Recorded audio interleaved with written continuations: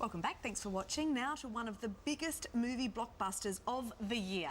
The next chapter in the Hobbit trilogy is due to hit cinemas on Boxing Day. And if early reviews are anything to go by, we are in for a treat. Yeah, director Peter Jackson has promised a deeper and darker Middle-earth. He's also faced with bringing back the dragon Smaug, to life.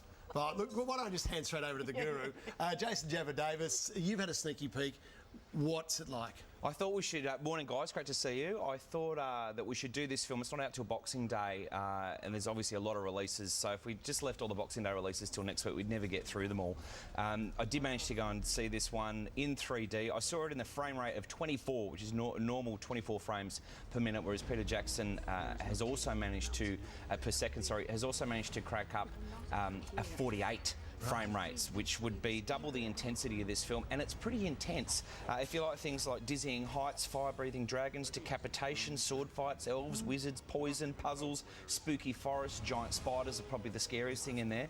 I think the star of this film is probably New Zealand. It's one of those films where he has managed to use the landscape to his advantage, and it's basically number 2 in the 3-part movie series of The Hobbit, which was obviously just one book. And there are many second instalment films that outshine their predecessor, from The Empire Strikes Back in the Star Wars series, The Godfather Part 2 in The Dark Knight. You know, they're the sequels without equal, really. And this really blew me away. I think the first one was a little bit disappointing. Not too much happened. In this one, everything happened. So let's take a sneak peek at The Hobbit, The Desolation of Smaug, who, of course, is the dragon. Speak! Now time has come again. My master serves the one. Do you understand now, Elfling? Death is upon you. The flames of war are upon you. I probably should have said small kids don't watch the next 10 seconds of Weekend Sunrise. It's definitely not a kids' film, this one. The orcs are, you know, one of the more terrifying creatures ever put on screen. So how many stars are you giving this one? 5 stars. 5 stars. The Lord of the Rings is the 33rd highest grossing film of all time. I think The Hobbit is going to get up there, this instalment of it. It's spectacular. The way that Peter Jackson, he's a visionary on the scale of Steven Spielberg or George Lucas. You know, the way that he's able to integrate the live action and the animation is just absolutely phenomenal. So yeah, 5 stars. Do go and see this, you'll love it.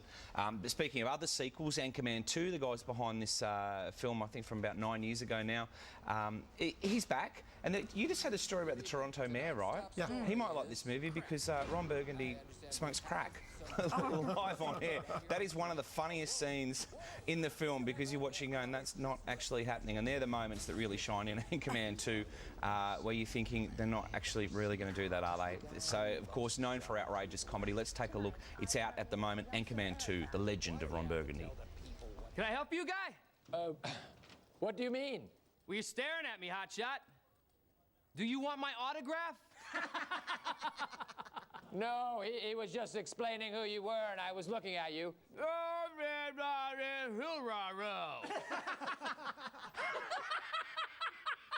Is that what I sound like when I talk?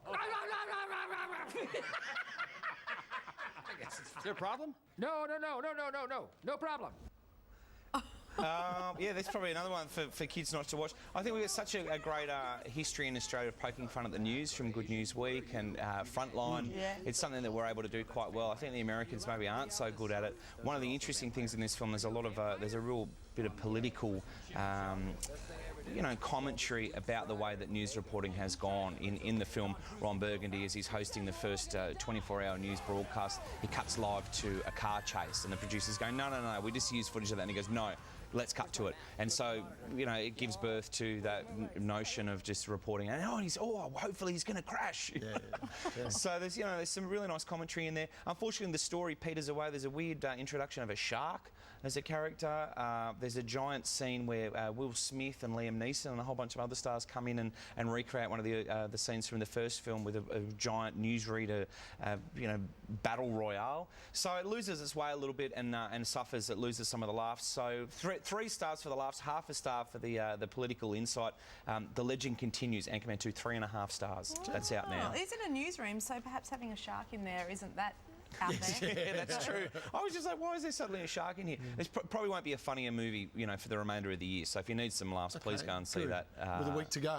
Yep. Yeah. Well, next week a lot of films come out, so we're looking forward next week to The Railway Man and Frozen and a lot Sounds of great good. titles. So have a Thank great you, Chrissy. Jabba. Thanks, as guys. always. See you Have a next good week. More of Weekend Sunrise is coming up right after the break. Don't go anywhere. The best time of the year.